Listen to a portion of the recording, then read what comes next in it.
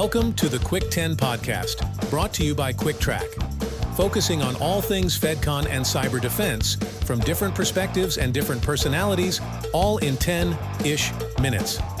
Here's your host, Derek White.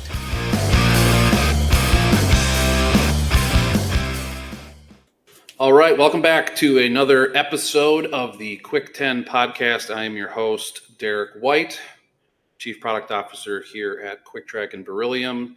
My guest today is none other than Regan Edens, who is the chairman of the CMMC Industry Standards Council and Key Compliance Officer at DTC Global. And Regan, how are you doing today? I'm doing great, Derek. Thanks for having me. Yeah, you bet. You know, it's been many years since we first originally met, and the previous episodes we've had here, it's been kind of fun to go through some of these relationships and conversations that sadly hasn't really gone on a long time.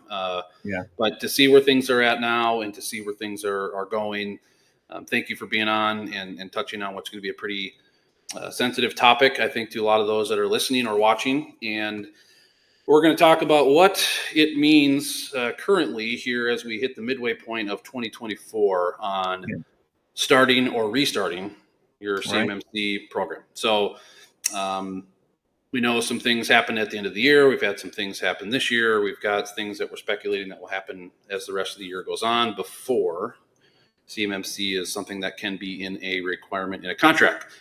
So the question to get right into it today is the scenario of we're talking to an organization right now. Okay, our audience is in a scenario where CMMC has been prioritized off and on. Sure. This organization has DFAR 7012, so this is not a new thing to them. This is something they have to be doing. They are required to be doing. But maybe the organization lost somebody, they left, and now somebody is there to pick up the pieces. And maybe that organization hasn't been left in the best scenario. Or maybe leadership has put it back on the radar after having it sit still, waiting for things to be more formalized. So it's back on the radar.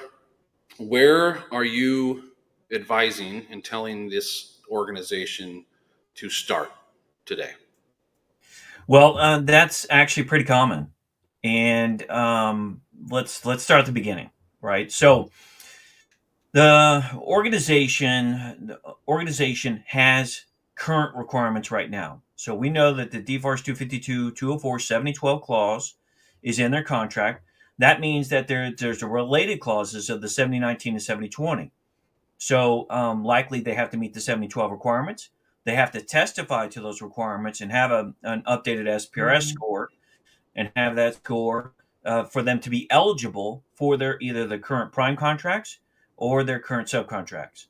So laying that foundation is really important, because what that does is that says, we've got a sense of urgency and priority for CMMC, but reality is that we've sort of been juggling or maybe dropped the ball with the DFAR 7012 requirements right now, right? So that now we've got really equal footing, which is we got to own our current liabilities and risks, and we've got to really get position and focus to be able to meet this impending timeline and deadline that we're going to see emerge underneath in 2025.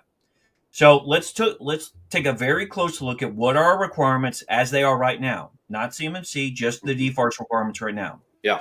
So we have to have an updated system security plan, and that system security plan has to be updated annually. That's DoD policy, right? We have to have conducted our risk assessments and our security assessments as prerequisites to updating that plan.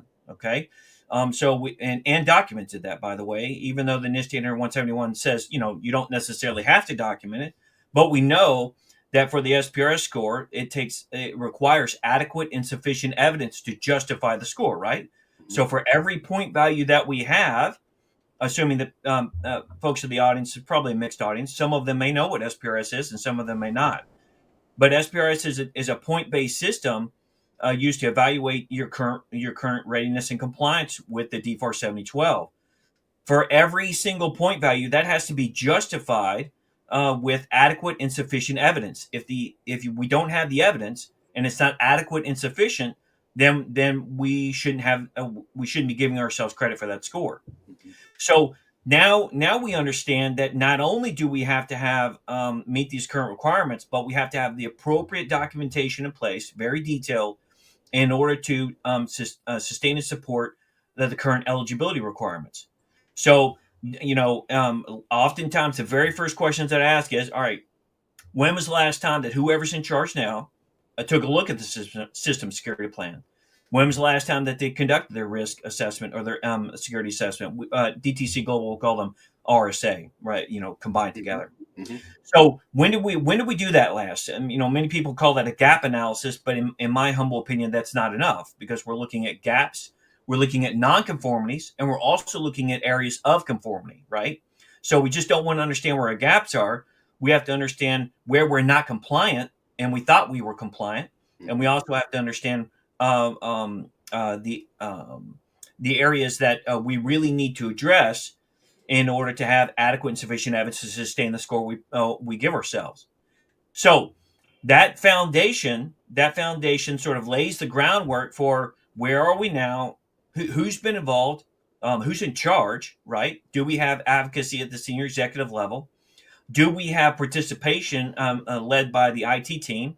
Do we have participation led by our CUI stakeholders? That's what I call those folks who send and receive and develop CUI and performance of their contract, right? Do they even know that they develop CUI or very likely in a manufacturing environment that they develop CUI and performance of their contract?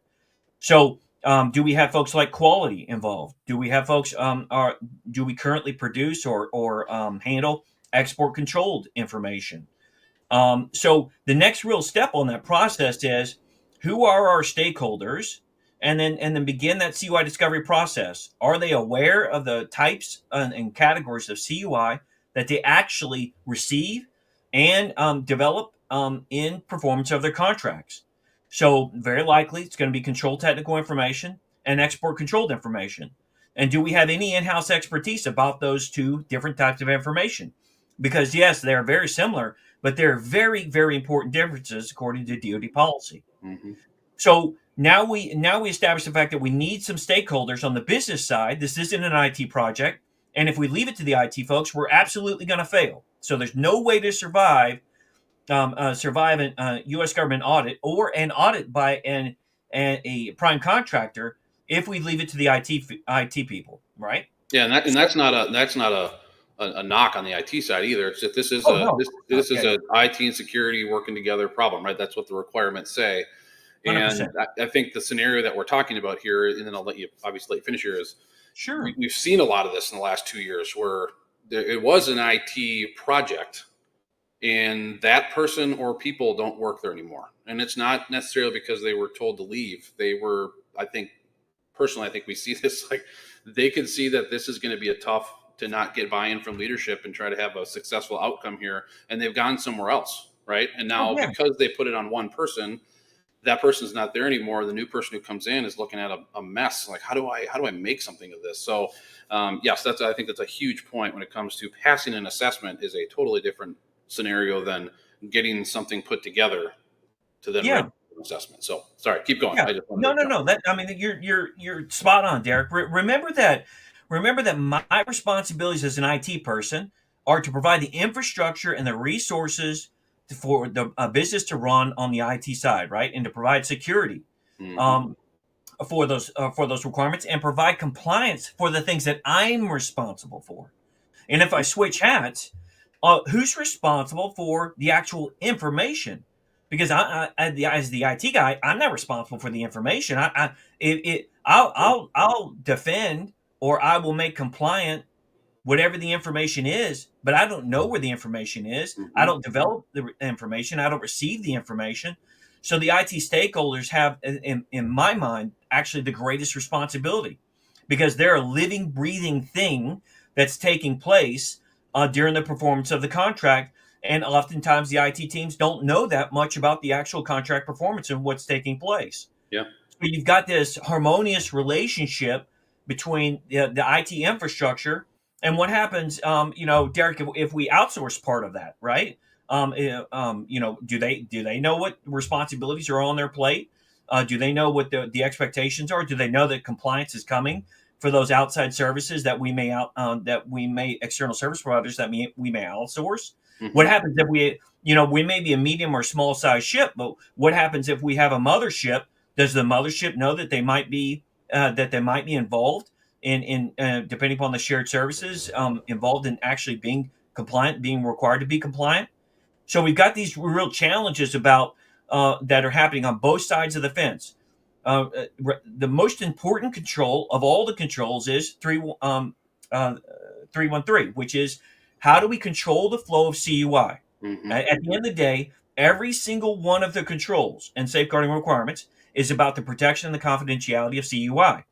So where does that CUI flow? Wherever it goes inside of our business process and wherever it goes inside the IT infrastructure that supports that business process Mm-hmm. in order to deliver the products and services that we're contracted to do. So we have to be able to have situational awareness and knowledge that controlling the flow of CUI is a bifurcated process. You got one side of the fence, you got the business process stakeholders.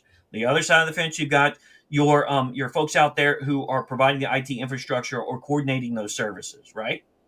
So now that we laid that foundation, that I'm not just the IT person sitting inside of my cube wondering how am I going to possibly get all this done when I'm frustrated or that I don't really understand the requirements very well and I don't understand what CUI is and I Mm-hmm. really don't understand how these requirements really apply in terms of the management, operational, and maybe some of the technical controls. Yes, but the management and operational controls that are going to take place again beyond my area of responsibility, beyond my area of accountability. Now I can't hold, I don't have the power to hold people accountable, and so I need that senior executive buy-in.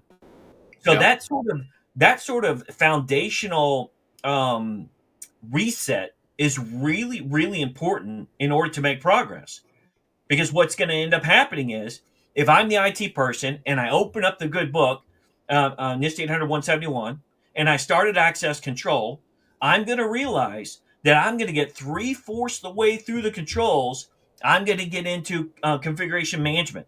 I'm going to get into controls like 346, 347, 313.1. And I'm going to realize that there are parts of the company that I thought were going to be in scope that are not allowed to be in scope because they're not essential capabilities. And we've got the a split environment that we do. We don't do all military stuff. We Mm-hmm. do about 20 or 30% of our stuff is military or DoD stuff. So Mm-hmm. we got 70% of our work has no relationship to the DoD work at all. That's So right. now, how do I manage those resources and that IT flow and the challenges regarding scoping and regarding isolation and regarding essential capabilities and essential programs and essential services? How do I manage that when I'm three-fourths the way through the book Yeah. and then I discover that I've got to and I don't know anything about the essential capabilities? What does it take to execute the contracts? Well, I mean, I've got some idea, but I don't know everything. Yeah. So now I have to three-fourths the way through the book. I've got to stop. If I realize where I've gone wrong, then I've got to find my IT stakeholder or my CY stakeholders and find out what is it they need to do their job. Yeah. And now I have to undo all the previous work that I just did because now I realize that there's these other responsibilities that we have to incorporate of people I don't control. So Mm-hmm. having that reset and understanding the fact that the requirements, number one, should not be implemented. This is not a romance novel. We're not starting at page one of Mm-hmm. NIST 800-171 and reading it from front cover to back cover, right? Yep. A spoiler alert: the good stuff is the middle towards the back, right? Mm-hmm. That's the stuff that the IT people should be aware about because that sets the boundary of the environment along with the scoping guide. Yeah. Well, scoping guide, Reagan, what's that, right? Mm-hmm. So what are these other resources that I need? So now I have to realize as an IT person that not only do I need the NIST 800-171 as a primary, revision 2 as a primary resource, but I also need these additional resources that I may have if I was there previously in the previous years. I may have thought that the CMMC assessment guide or something like that was the Bible, and, Yeah. and that I was going to use that as my primary reference. And of course, that we know you and I both know that was never true. Mm-hmm. But we're thankful that the rule actually caught up with it, right? Yeah. And so Well, we know that those changes are important, and we got to be aware of those changes. yeah, and and we're gonna have to wrap up here because that's all. So first off, yes, thank you for walking through that, because we've seen way more conversations, as I'm sure you have too, in the last 6 months of, I need help. I got to figure out where to start. And I will say from our lens and what we've seen, because you can't, be required to be CMMC certified yet. So what seems to be working really well is for these individuals or these teams who are trying to clean up a mess, is that when they develop a really strong plan of how they're going to do it, that gets accepted, builds a lot of confidence with their mothership, if you will, or somebody, right? To buy in. Leadership is, hey, you know what? I wasn't here. To your point on responsibility, this is where we're at. This is a moment in time assessment, which they're required to do. This is where we are short, but here is what we are capable of doing, and here's what we're not. So we're going to allocate these resources to these, right? And build an actual plan, like you said, rather than read the book from the beginning and then get 3/4 of the way through the book. And now someone says, well, show me your plan. How are you actually going to get there by then? So I don't really know. We're just trying to figure it out. So I think that's a really good topic point. We've talked about this on the previous episodes. We're going to revisit these topics, and we'll call it 6 months or so once the rule is in place and things are starting to happen and there's more feedback from whether it's DOD or assessors or whoever on how it's going. I think topics like this are going to be very, very important for people to do something, right? Get in there and start doing what you can. So last thing for you. Derek, I just wanted to to summarize the theme of what I just talked about over the short few minutes is the IT team needs to discover what they don't know. Yes. Mm-hmm. Right. And by discovering what they don't know, they're going to find out that they cannot do it alone. Mm-hmm. And they really need to buckle down. And it is a team effort, as you just said, Derek. Yep. Well, where can people go to talk to Regan and his team for help? Sure. So you can reach out to us at dtcglobal.us. Okay. And there's another DTC Global out there, I guess, in Florida or whatnot. But they do IT support. You can also reach out to the CMC Industry Standards Council, and we established that as a mechanism for good folks out there who are anxious and worried about discovering what they don't know, right? You participate in this for many years now, Derek. Mm-hmm. You and Eric both, along with other folks from Cuick, Brook, and so on and so forth. Mm-hmm. And reach out to us in the CMC Industry Standards Council and submit the questions, and we'll make sure that you get the answers that you can depend on with reliable and consistent information that's really consistent with the standard and give you the guidance and direction that you need. Perfect. Love it. Thank you, Regan. Appreciate you having time on. I know it's hard to get through some of these topics in 10-ish minutes, but when they're relevant topics, we need to get through them and give people a real good lens. So thanks for those for listening. And if you want to subscribe on YouTube or go to your favorite podcast platform and follow along for past episodes and future episodes, you know the drill. So thank you again, Regan, for joining us, and we'll talk to you next time.